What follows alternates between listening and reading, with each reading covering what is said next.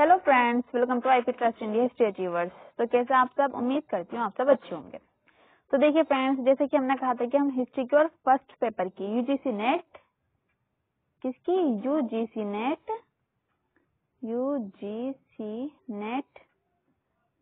First paper, ठीक है, जो सभी का होता है कॉमन पेपर, उसकी भी प्रिपरेशन कराएंगे। ठीक है, कंप्लीट प्रिपरेशन। तो हमारे साथ जुड़े रहिए। ठीक है, तो देखिए आज मैं आपके लिए क्या लेके आई हूँ, डीआई, डाटा इंटरप्रिटेशन। इसका बहुत अहम रोल होता है कि जिस इंसान से, जिस स्टूडेंट ने ये, जिस कैंडिडेट ने ये कर दिया, समझो उसके तो 5 नंबर पक्के ही पक्के। ठीक है, और अगर डीआई में 6 वो आ जाए, 6 क्वेश्चन आ जाए तो और भी बढ़िया। एक क्वेश्चन कितने नंबर का होता है, 2 अंक का। तो 5 क्वेश्चन कर दिए तो कितने, 10 अंक 100% उसके हो जाएंगे।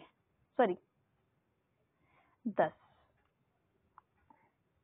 तो चलिए देखते हैं ये डीआई हम कौन सी सोल्व करेंगे आज करेंगे हम दिसंबर 2015 की। ठीक है, और देखिए कि मैंने जो है जून 2015 की डीआई पहले ही डाल रखी है, आप उसे देख सकते हैं। अब चलिए स्टार्ट करते हैं अपनी वीडियो। तो देखिए इस डीआई में क्या है,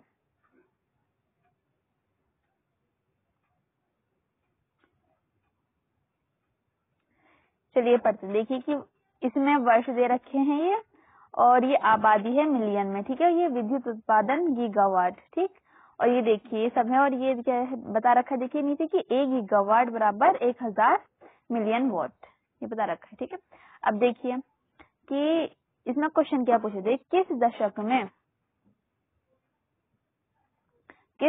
में प्रति व्यक्ति विद्युत की औसत उपलब्धता सर्वाधिक थी। तो किस दशक में, देखिए तो ये देखिए आबादी 20 और ये 10 विद्युत उत्पादन। ठीक, नेक्स्ट 21, 20, नेक्स्ट। तो इसमें जो सबसे ज्यादा है, देखिए कौन सी सबसे ज्यादा, तो 35 और 100।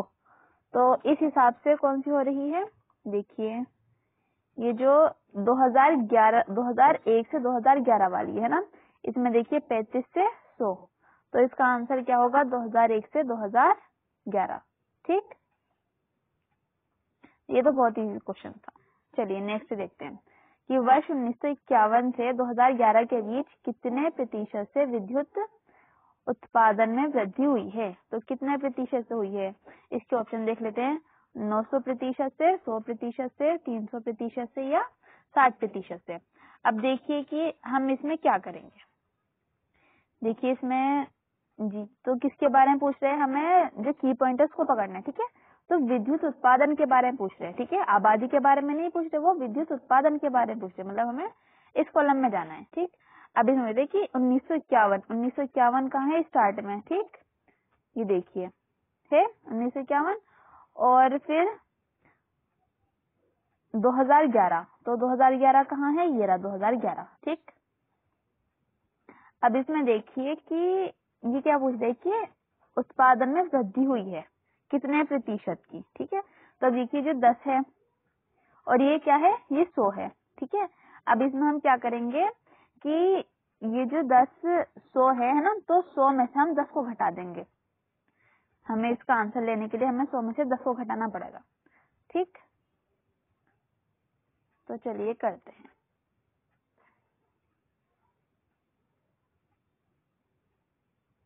तो 100 में से 10 को घटाया तो कितना आया हमारे पास, 100 - 10। ठीक है, अब देखिए मैं, क्योंकि बहुत सारे स्टूडेंट्स ऐसे होते हैं जिनकी मैथ बहुत ही ज्यादा वीक है, तो ये वीडियो खास तौर से उन स्टूडेंट्स के लिए। ठीक है, और वैसे तो सभी के लिए हम देखिए।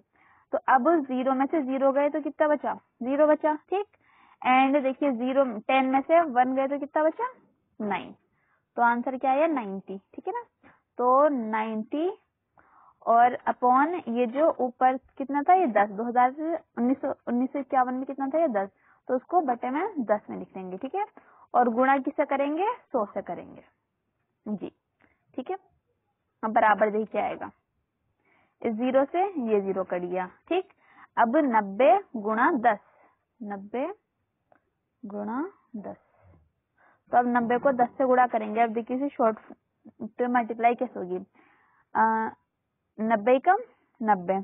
ठीक है, 90 को पहले लिखते ना, 90 कम 90, और ये 0 इसके साथ लगा दिया, तो आंसर क्या गया 900। ठीक है, तो इसमें देखिए ऑप्शन है या नहीं 900, ये रहा 900 ऑप्शन, देखिए ये रहा। ठीक है, 900%, तो आंसर क्या आएगा 900%।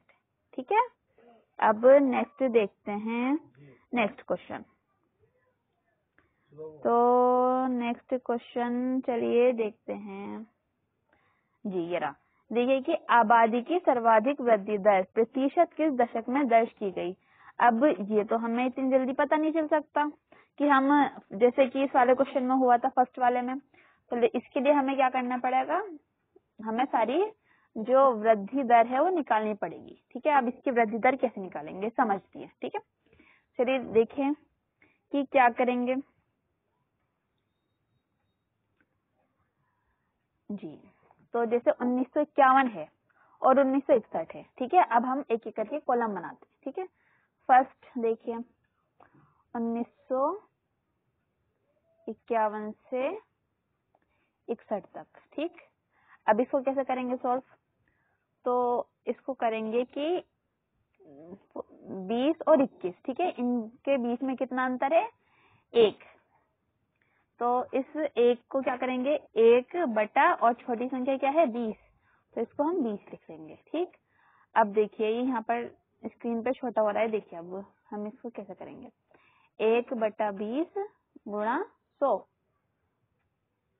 ऐसा करेंगे। ठीक, अब इसको देखिए हम फिर इसे सॉल्व कैसे करेंगे, देखिए ये जो 0 है इस 0 से ये कट जाएगा। ठीक, अब 2 पंजे 10। ठीक, तो आंसर हमारा क्या आएगा फर्स्ट का 1951 से 1961 का 5%। ठीक है, तो आप एक एक करके पॉइंट नोट करते रहिए। ठीक है ना, इसका क्या आएगा 5%। नेक्स्ट देखते हैं दूसरा कि 1961 से 1971। ठीक है ना, चलिए देखते हैं। अब 1961 से 1971, अब इसमें देखिए कि 21 से 24। ठीक है, तो 21, 22, 23, 24, तो कितना 3, तो ये जो 3 बराबर, रुक जी, ये जो 3 है 3 बटे छोटा क्या है 24 या 21, जो छोटा है उसे नीचे रखेंगे। ठीक है, तो क्या छोटा है 21, तो अब गुणा क्या करेंगे 100। ठीक, बराबर, अब इसे हम सॉल्व करेंगे। अब देखिए कि स्टूडेंट्स को ये सम से सॉल्व नहीं हो पाता उनसे, है ना, ये डिवाइड के मल्टीप्लाई के। अब देखिए क्या होता है, तो 21 को हमें डिवाइड, देखिए हाँ, यहाँ हमने क्या लिख दिया 100 और यहाँ लिख दिया 21, क्या लिख दिया हमने 21 जी। तो अब इसे कैसे सॉल्व करेंगे, देखिए तो 21 के टेबल में, अगर वैसे तो 21 का टेबल याद नहीं होता है ना नॉर्मल, लेकिन फिर भी देखिए कि 21 को अगर हम 4 से मल्टीप्लाई करें तो क्या होता है, चलिए करके देखते हैं। ये सब मैं आपको समझाने के लिए एक एक पॉइंट बता रही हूँ। ठीक है, चलिए, तो क्या था हमारा क्वेश्चन, ये और 21, अब हम इससे सॉल्व करेंगे। देखिए 21 को हम 4 से, क्योंकि जिसे टेबल नहीं आते, मतलब 21 का टेबल और जो भी ऐसे टेबल होते हैं, तो उन हम इस टाइप से सॉल्व करते हैं। 4 1 जा 4, 4 2 जा 8, तो क्या हो गया 84। अब इससे अगर 5 जा करेंगे तो ज्यादा आएगा, है ना, तो इसलिए हम क्या करेंगे इसे ही करेंगे। तो 21 4 जा 84। ठीक, अब देखिए कि ये जो है 100 में से 84, अब इसे माइनस कैसे करेंगे, ये जो 0 है 0 में से 4 माइनस तो हो नहीं सकते, और 4 का 4 नहीं लिख सकते, तो अब ये जो 1 है ये इसे 1 पॉइंट देगा, एक नंबर, तो ये क्या होगा 9। ठीक, और ये क्या हो जाएगा 10, तो अब 10 में से 4 गए कितने बचे 6, एंड 9 में से 8 गए कितने बचे 1, और 1 ये खाली रह गया, हो गया है ना, क्योंकि ये तो 1 खत्म हो गया था। अब देखिए 16, अब क्या होगा कि अब हमारे पास 16 और यहाँ 21 है, तो अब हम यहाँ पर लगाएंगे पॉइंट। ठीक है, पॉइंट लगा दिया और यहाँ पर लगाएंगे 0, तो ये हो गया 160, क्या हो गया ये 160 जी। अब 21 का टेबल हम कहाँ तक पढ़े, जो 160 से कम आए 160 आ जाए पूरा। अब देखते हैं क्या होता है,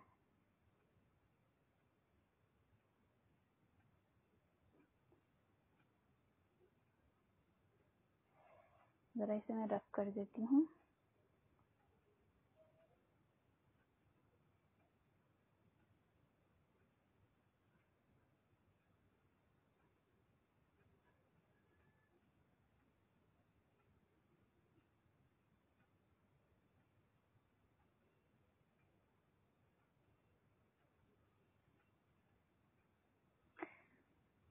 जी, तो देखिए कि क्या हो गया ये 4 पॉइंट। अब 21 को हमें क्या करना है,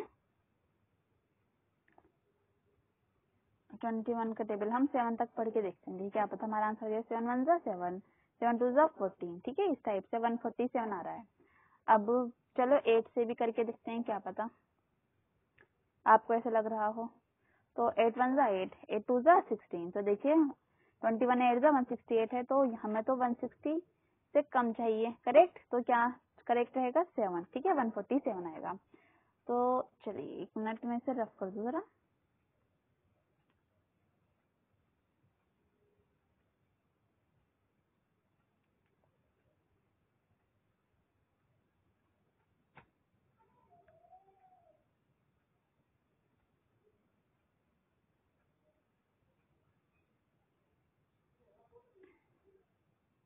जी, तो देखिए 7 21 7 जा 147। ठीक, अब 10 0 में से 7 नहीं जाता था, वही वाले ट्रिक आजमाएंगे क्या कि 1 6 जो है ये 6 ने एक से दे दिया है ना, तो ये 10 और ये क्या है बचा 5।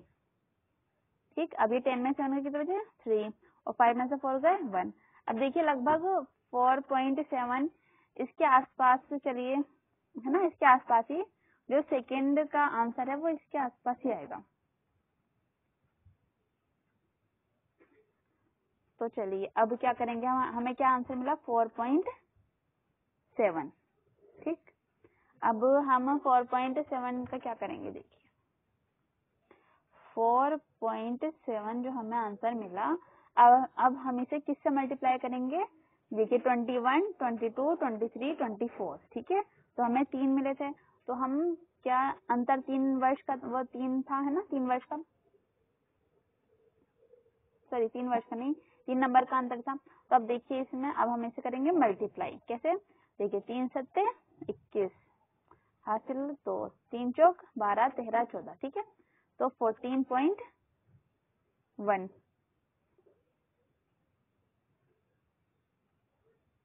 वैसे इसका जो आंसर आता अगर हम पूरा सॉल्व करें तो 4.76 आता है ना। तो फिर अगर इसे हम, चलिए अभी आपके हिसाब से इतना ही ठीक है ना, हम 6 6 को नहीं डालते भी, इतना समझने के लिए करेक्ट है आपका। जी, तो 4.3 3 7 21 3 चौक 12 और 2 14। तो ये जो बीच में पॉइंट एक संख्या के बाद है, तो यहाँ पर हम एक संख्या के बाद पॉइंट लगा देंगे, तो 14.1 हमारा आंसर। पहला का क्या था 5%, दूसरे का 14.1% है ना। अब नेक्स्ट देखते हैं, जो तीसरा है उसका आंसर कैसे निकलता है। तो जैसे देखिए कि जैसे जैसे मैंने निकाला है ना, जैसे मैंने आपको तरीका बताया, उसी तरीके से सारे निकलेंगे। ठीक है, तो इस हिसाब से देखिए, अब चलिए मैं आपको पूरा वो करके बताती हूँ कि इसके आंसर क्या कहेंगे। आई होप आपको ये समझ में आ गया होगी कैसे निकालना है इसका।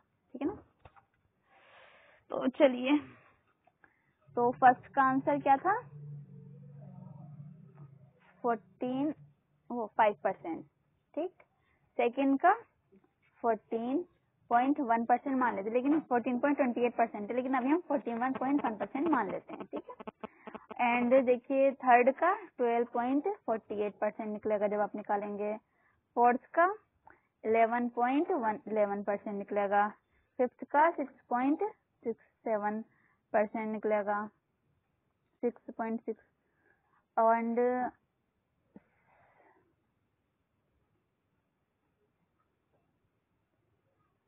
सिक्स का देखिए क्या निकलेगा 9.3 कुछ 375 इस टाइप से भी निकलेगा। ठीक है, तो अब इसमें हमें ये देखना था, क्वेश्चन क्या था कि सबसे ज्यादा, देखिए चलिए हम क्वेश्चन देखते हैं। तो क्या है क्वेश्चन की, आबादी की सर्वाधिक वृद्धि दर परसेंट किस दशक में दर्ज की गई है, तो किस दशक में दर्ज की गई है। अब आप देखिए कि फर्स्ट वाला क्या था, देखिए कि 1951 से 61, ठीक। एंड चलिए अभी आपको दिखाते हैं हम जी। तो इसे देखिए, फर्स्ट वाला क्या था, 1951 से 61, ठीक। अब इसमें है नहीं, इसमें ऑप्शन नहीं है। सेकंड वाला क्या था, 1961 से 71, ठीक। 61 से 71 है इसमें। ये रहा आपका आंसर 1961 से 71, क्योंकि सबसे ज्यादा इसी में है। और थर्ड में 12.48, 11, तो सारे कम है, सबसे ज्यादा क्या है 14.1, लेकिन इसका आंसर क्या होगा 14.28%। लेकिन अभी हम 14% तो मैं मिल ही गया, तो इस हिसाब से आंसर क्या होगा बी। इसका आंसर फिर क्या होगा बी, ठीक है। तो इस तरीके से आप क्वेश्चन सॉल्व करिए। अब ये तो पार्ट 1 है और पार्ट 2 हम जल्दी लेके आएंगे, ठीक है। तो अगर आपको हमारी वीडियो पसंद आई तो हमारी वीडियो को लाइक कीजिए, शेयर कीजिए, हमारे चैनल को सब्सक्राइब कीजिए। Thank you.